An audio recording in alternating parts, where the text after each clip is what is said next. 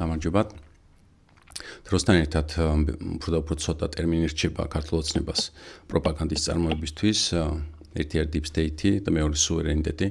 და ის ცდილობს წარმოაჩენს რაღაცა საოცრებას მიაგნო, რომ თურმე ევროკავშირში გაწევრიანებით ჩვენ სუვერენიტეტს დავკარგავთ და ეხა აღმოაჩინა თურმე და ამას თავის ამომრჩეველს რაღაცნაირად უზიარებს ხოლმე ამ უდიდეს საიდუმლოს და ვფიქრობ სამწუხაროდ ეს ტერმინი შეიძლება ეს ცნება ან პროპაგანდა კარგად მუშაობდეს მოსახლეობის ნაწილზე, ამიტომ ვფიქრობ მნიშვნელოვანია გავმარტოთ რას გულისხმობს ამ ტიპის ორგანიზაციაში გაწევრიანება და რატომ იტყუება რეჟიმი. სუვერენიტეტის ცნებას ან რაღაცნაირად აიგივებს ხოლმე, მაგალითად სუვერენიტეტზე საუბრის დროს საქართველოს ევროკავშირში გაწევრიანებას, საქართველოს საბჭოთა კავშირში გაწევრიანებასთან რეჟიმი და ამბობს, რომ ჩვენთვის მნიშვნელობა არ იქნება, რომელი ორგანიზაციის წევრი ვართ, იმიტომ რომ სუვერენიტეტი დაკარგული იქნება ორივე შემთხვევაში. ეს არის ტყუილი, ერთი მიზეზის გამო, რომ აქ გაწევრიანებაზე როცა საუბრობთ, ევროკავშირში გაწევრიანება ჩვენი სურვილი არის, ხოლო საბჭოთა კავშირში გაწევრიანება ჩვენც არავის არ უკითხავს, ჩვენ უბრალოდ დაგვიპყრეს და გაგხვდეს ამ ორგანიზაციის წევრი. ამიტომაც ბაზა იმის, რომ რაღაცა ორგანიზაციის წევრობა გავს ერთმანეთს, არის უკვე ტყუილი. მეორე რაც მნიშვნელოვანია, საბჭოთა კავშირმა წაიღო მთელი ჩვენი თავისუფლება, ეს იყო ტოტალიტარული სისტემა, რომელიც ადამიანების საცხოვრებელ ბინაში შევიდა და იქ განუსაზღვრა ვინ რა უნდა იფიქროს, რა უნდა წეროს და ეს ყველაფერი წყდებოდა მოსკოვიდან, ანუ პირდაპირ გაგებით მოსკოვში წყდებოდა, რა ფილმს გადავიღებდით, რამდენ ღვინოს დავწურავდით, სად წავიდოდით დასასვენებლად და ასე შემდეგ. ბრუსელის შემთხვევაში არსებობს გარკვეული რეგულაციები, რომელსაც უნდა დავექვემდებაროთ და თავისუფლების და სუვერენიტეტის დიდი ნაწილი ისევ ჩვენზე არის მონდობილი, ისევ როგორც ევროკავშირის სხვა სახელმწიფოების. ამიტომ სრულ დაკარგვაზე, რა თქმა უნდა, საუბარი არ არის, თუმცა ნაწილობრივ დაკარგვაზე არის. და აქ უნდა კარგად გავიაზროთ, რომ ეს სინამდვილეში ტრაგედია კი არ არის, როგორც ამას რეჟიმი წარმოაჩენს, არამედ არის ძალიან ბუნებრივი რამ. ამის წარმოსაჩინად მინდა ერთი წერილის შესახებ გიამბოთ. კერძოდ პირველი მსოფლიო ომის შემდეგ და შუაში 30-იან წლებში 31 წელს, როცა ერთა ლიგა უკვე არსებობს, მაგრამ ნელ-ნელა ევროპაში ნაციონალისტური იდეები მძლავრობს და სიტუაცია იძაბება, ერთა ლიგის ინიციატივით გადაწყდა, რომ მოწინავე მეცნიერებს ერთმანეთისთვის რაღაცნაირი კორესპონდენცია ეწარმოებინათ, ერთმანეთის რამე შეკითხვა დაესვათ და შემდეგ ეს პასუხები გამოექვეყნებინათ, რომელიც ამ საერთო რაღაც მიზანს მოიმსახურებოდა, ხო? და პირველი ერთ-ერთი ვისაც მივიდნენ ამ ორგანიზაციის წევრები იყო ალბერტ აინშტაინი და სთხოვეს მას, რომ შეერჩია ერთი მეცნიერი, რომელსაც შეკითხვას დაუსვამდა და აინშტაინმა შეარჩია ზიგმუნდ ფროიდი.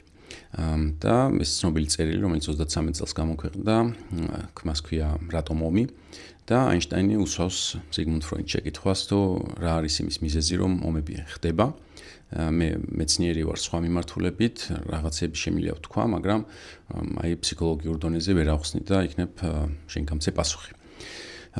ძალიან მოკლე წერილია, იმედია გამოქვეყნდება მალე ქართულ ენაზე, მაგრამ მინდა გითხრათ რაღაცა ძალიან მოკლედ, რას ეკითხება აინშტაინი და როგორ ხედავს ის მშვიდობის უზრუნველყოფის საკითხს. ის ამბობს, რომ იმისთვის, რომ მშვიდობა იქნას უზრუნველყოფილი, უნდა შეიქმნას საერთაშორისო ორგანიზაცია, რომელსაც ექნება ორი ფუნქცია, საკანონმდებლო და სასამართლო. და ეს კანონები, რომელსაც ეს ორგანო მიიღებს, ან განჩინებები, რომელსაც და ვერდიქტები, რომელსაც მიიღებს სასამართლო, უნდა იყოს სავალდებულო ყველა წევრი სახელმწიფოსთვის. და ამისთვის კი მნიშვნელოვანია, რომ აღსრულების რაღაც ორგანოც არსებობდეს, რომელიც უზრუნველყოფს, რომ ეს კანონები და ვერდიქტები არის აღსრულებული. სამწუხაროდ ის ამბობს, რომ ეს რამე ჯერ ვერ ხდება, ანუ ერთა ლიგა არ არის იმდენად ძლიერი, რომ ეს რაღაცა თქვას აღასრულოს ის ასე თქვა, რაღაცა ეს ორგანოებიც არ გააჩნია პრინციპში და მაგრამ ასევე ერთ რამეს ამბობს, რომ იმისთვის, რომ ესეთი ორგანიზაცია არსებობდეს, მნიშვნელოვანია და ეს ბუნებრივია, ყველა სახელმწიფო, რომელიც ამ ორგანიზაციაში წევრიანდება, უნდა დათმოს საკუთარი თავისუფლების ნაწილი. და როგორც თვითონ იყენებს სიტყვა სუვერენიტეტის ნაწილი უნდა იქნას დათმობილი. და ის ასევე ამბობს, რომ უბრალოდ ეს არის აქსიომა, სხვანაირად მშვიდობის უზრუნველყოფა არის შეუძლებელი. ეხლა აქ ვიღაცა უკვე ტყას შემოკრავს და იტყვის, რომ აი თუ არ ნიშნავს ორგანიზაციაში გაწევრიანება თავისუფლების ნაწილის დათმობას, მაგრამ ეს ძალიან სულელური დასკვნა არის. ამისთვის მინდა რომ ანალოგია მოვიყვანო სახელმწიფოში ცხოვრების. სახელმწიფოში ცხოვრებისას ჩვენ ბევრ უფლებას ვთმობთ. ცოტას არა, ბევრ უფლებას ვთმობთ, ხო? მაგალითად, შურიზიების უფლება, ხო? ჩვენ გვაქვს ბუნებით მონიჭებული შურიზიების უფლება. სახელმწიფო რო არსებობდეს, ჩვენ თვითონ ვიძიებდით შურს, თუმცა სახელმწიფოს პირობებში ჩვენ ვარჩევთ რომ მიმართოთ სასამართლოს და სასამართლო მიძიოს შური ჩვენს მაგივრად.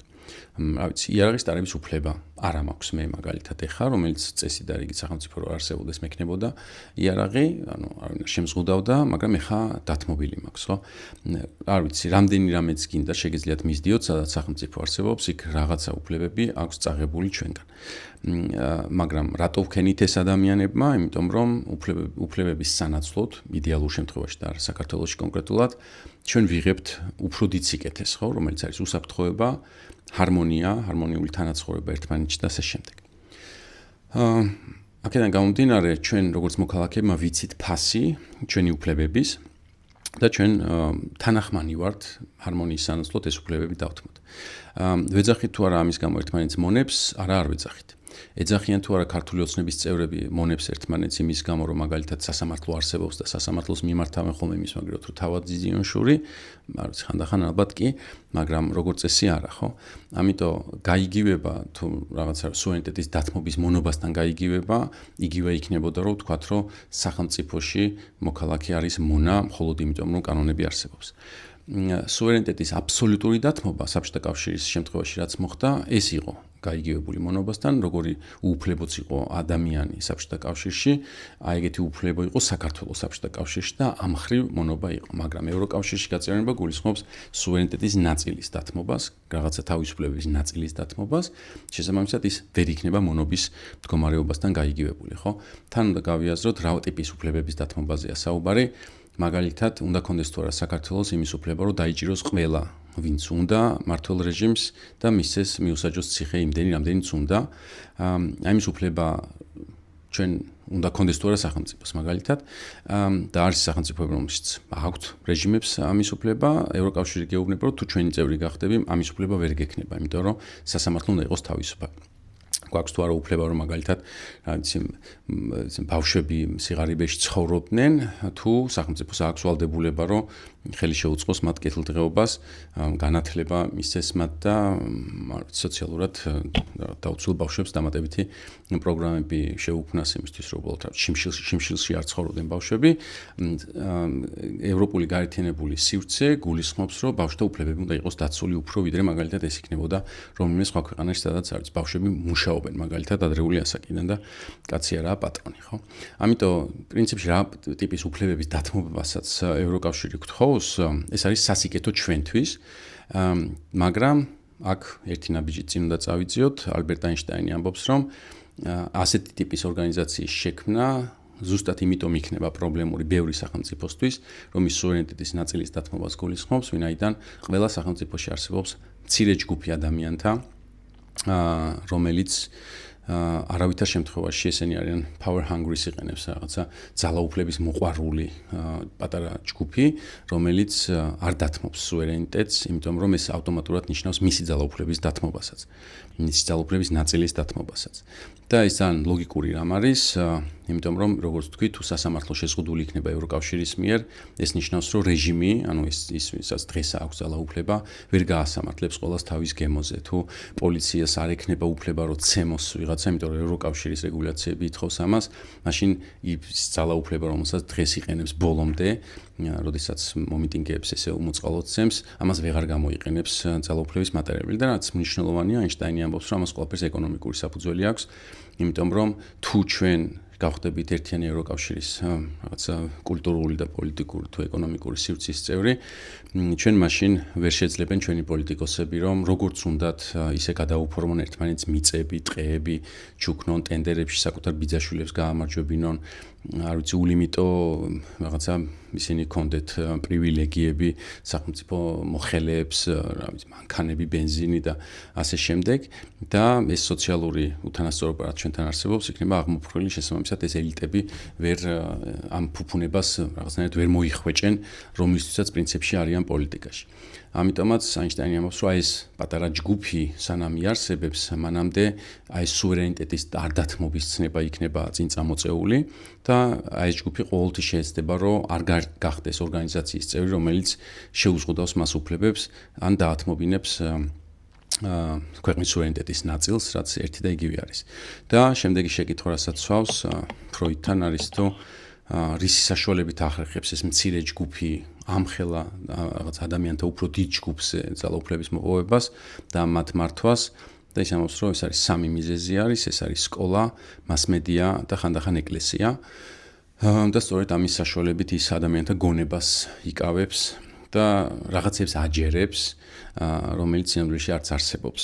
და სამწუხაროდ ჩვენთანაც მსგავს რაღაცას ვხედავთ ხოლმე, როგორ იყენებს და უკვე დღეს დაემატა ამას სოციალური ქსელები და ასე შემდეგ, რომლითაც ხდება ზუსტად კულტივირება გარკვეული რაღაცა შიშების, გარკვეული ტყუილების, რომლებიც ხდება მე წამმართველი პოლიტიკურ დისკურსში და სამწუხაროდ, როდესაც ჩვენს თანამოქალაქეებს ვესაუბრებით ხოლმე, ისინი ხშირად ზუსტად პროპაგანდის მიერ წინასწარ შედგენილი წინადადებებით გელაპარაკებიან სუვერენიტეტზე, deep state-ზე, რაღაც მასონებზე და ასე შემდეგ, ასე შემდეგ. და ამ ყველაფრის მიღმა დგას უბრალოდ ერთი შიშველი ფაქტი, რომ საქართველოში ძალაუფლება ხელში აქვს ჩაგდებული პატარა ჯგუფს, რომელიც ინტერესი არის, რომ ეს ძალაუფლება მას კონდეს რაც შეიძლება დიდი ხნის განმავლობაში, რათა მათ ეკონომიკურ კეთილდღეობას უბრალოდ საფრთხე არ შეექმნას. ხოლო ნებისმიერ ნორმალურ განვითარებულ ორგანიზაციაში გაწევრიანება, რომელიც დაფუძნებულია ღირებულებებზე და ფასეულობებზე, მათთვის ნიშნავს ძალაუფლების შეზღუდვას, შესაბამისად ნიშნავს ეკონომიკური კეთილდღეობის წყაროს გადაკეტვას და თუ დღეს რამე უბედურება ხდება ჩვენს ქვეყანაში, მას არ აქვს რაიმე სხვა ამაღლებული პატრიოტული მიზეზი, როგორთაც არ უნდა ასაღებდეს ამას რეჟიმი, რომ აი სუვერენიტეტს აკლავს თავს, სინამდვილეში ის აკლავს თავს საკუთარ კეთილდღეობას.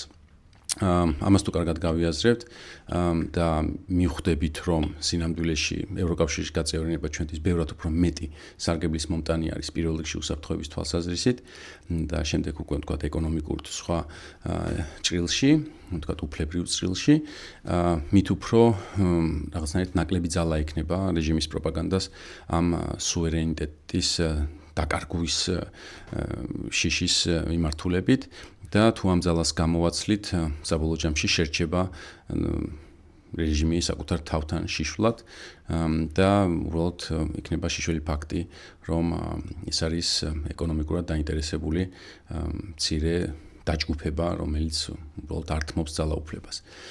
დიდი იმედი მაქვს, რომ ეს საუბარი სასარგებლო იქნება. მითხარით, თქვენ რას ფიქრობთ ამ საკითხთან დაკავშირებით? ფროიდის პასუხს ცოტა მოგვიანებით შემოგთავაზეთ. დიდი მადლობა.